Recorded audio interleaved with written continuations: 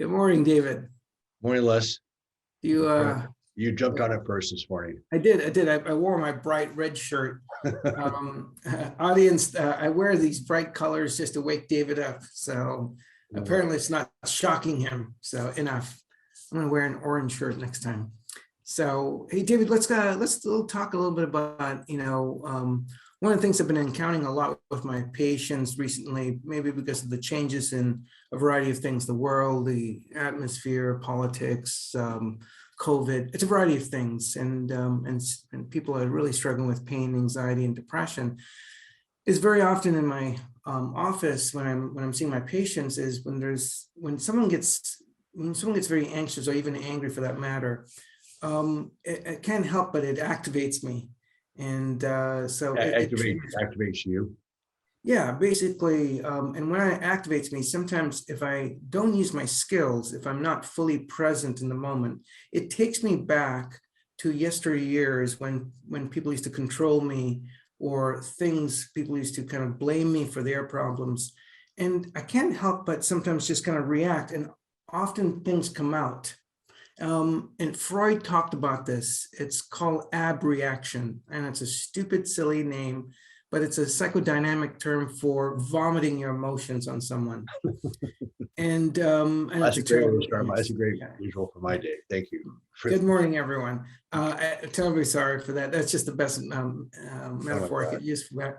And so basically, when we get activated by maybe fear or someone's concerns or anger, it's a very common thing, and Freud called it countertransference. So when we actually are struggling with something, and the person that's the recipient, such as the physician, the provider, or maybe a partner, when you're angry and you kind of project, it actually activates the other person.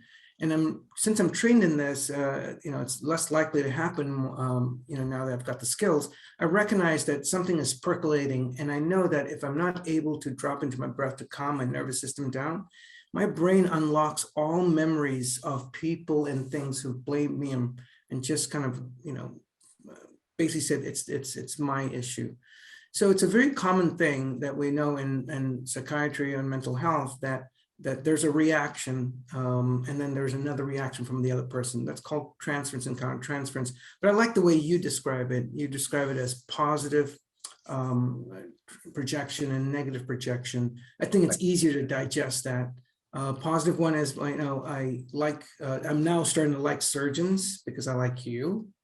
So, all right, I'm not gonna go there. Yes, please, let's not go there. And sometimes I have negative projections when someone sounds like people used to control me or criticize me.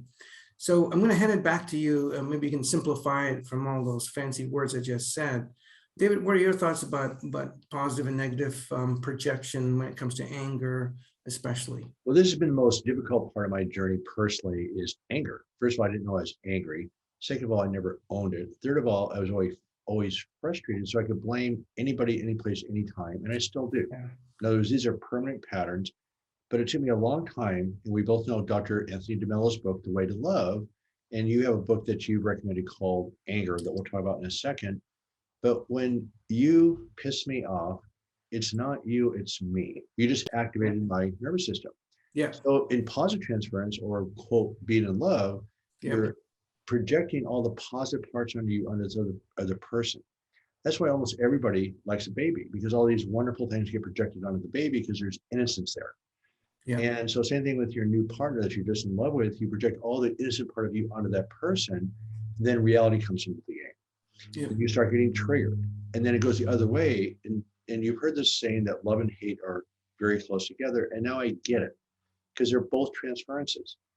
Yep. So I've transferred. If I'm pissed at you, it has nothing to do with you. You activated something in my nervous system that just, like you say, get drunk. Yeah. Did you say vomited? Oh, sorry. It's called abreaction, right? So sometimes it's kind of like this: when someone is oozing love on you, you can't help sometimes when you're needing that love to be filled, a void. It's easy then to kind of give them love back or to feel loved. And when you're feeling kind of nasty, and someone is nasty with you, we tend to have that counter, right? Right. So yeah, so sometimes just think of this let me give you a better metaphor for the morning. How about this, David? Based on what you just said, just imagine that you're a balloon and you've been piling up stuff. You've been, and maybe the wrong word is placate. Sometimes we know what's kind of going on in life, and we've had maybe a difficult life, and you can't use these skills that we teach you. It has to be a lifestyle. You just don't apply it only when. This is not intellectual stuff. This is about changing your circuitry, your mind, your body. And what happens is think of your mind and body as a balloon, or your mind, if that's easier. And every time you come across something, you try to sweep it underneath the rug, it's kind of like it expands the balloon. And one day you trip over something, whether it's someone's comments or something that you hear about, that pops the balloon and it really explodes. So we're trying to get folks to recognize is pay attention to what shows up in your mind and body, and how do you deal with it?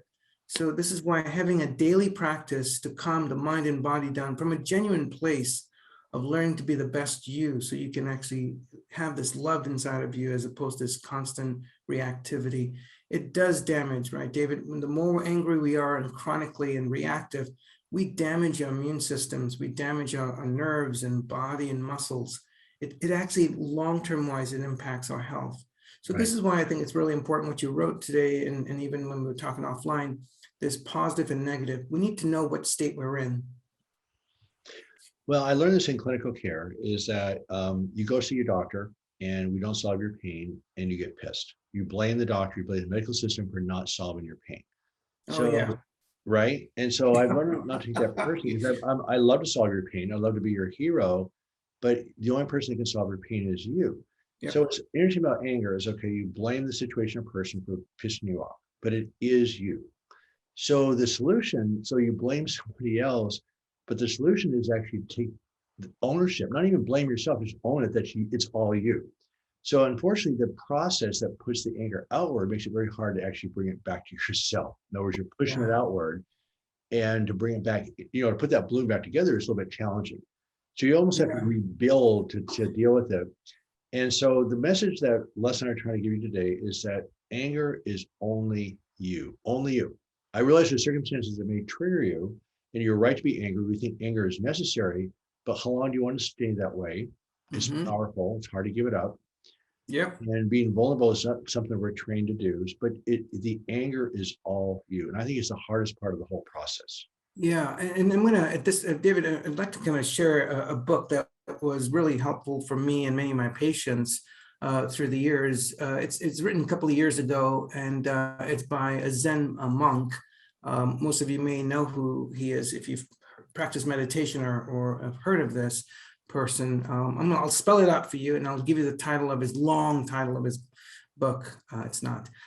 His name is Thich Nhat Hanh, and Thich is spelled Thich, Thich. Thich Hat is spelled Nhat, Han, H-A-N-H. Thich Nhat Hanh, and the title of the book, Anger. And the reason I want to mention this to you, David, and others, is that I had a friend who had a very good high school friend of mine and an ex-Marine jumping out of the airplane. He just wanted to have fun in the Marines, and he just loved the Marines. And he could not do that any longer when he had a bad fall during a bad storm, and he injured his back, and really was bad. He got back to being functional, but every time his back hurt, he had this anger that he took out on his family. A very good high school buddy of mine. And I told him, I said, this is not okay what you're doing. It's short of abuse. That you don't get, just because you're hurting, you don't get to abuse someone like that. And I basically had a really hockey check him and had a heart to heart. And I said, look, I need you to, if you're not going to listen to me, read this book. And I will tell you this today, is he's the most loving, accountable, aware human being. And the point here is this, is he read the book, Thich Nhat Hanh's book, that's the author's name. And it's anger. And in the book, he talks about this. He goes, anger is like a potato. Try eating a raw potato. Can you digest it? It's hard to digest it. So it sits there and it just causes more problem. Anger is like that. However, if you learn to sit with the potato and you're able to bake it, it becomes digestible.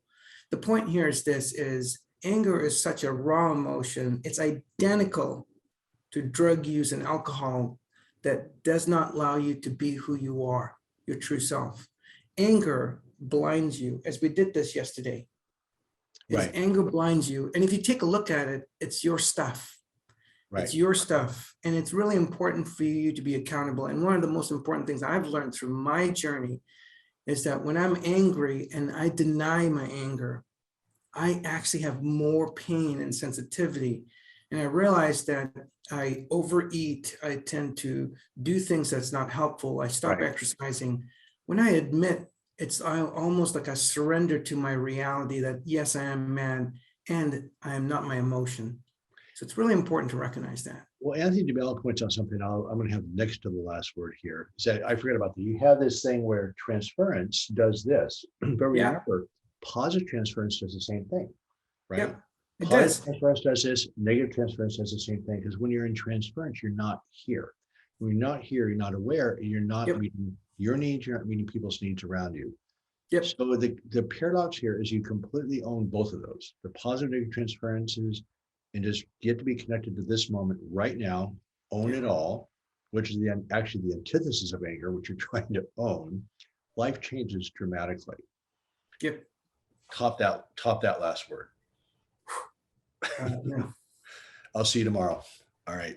Take care, everyone. Have a great morning.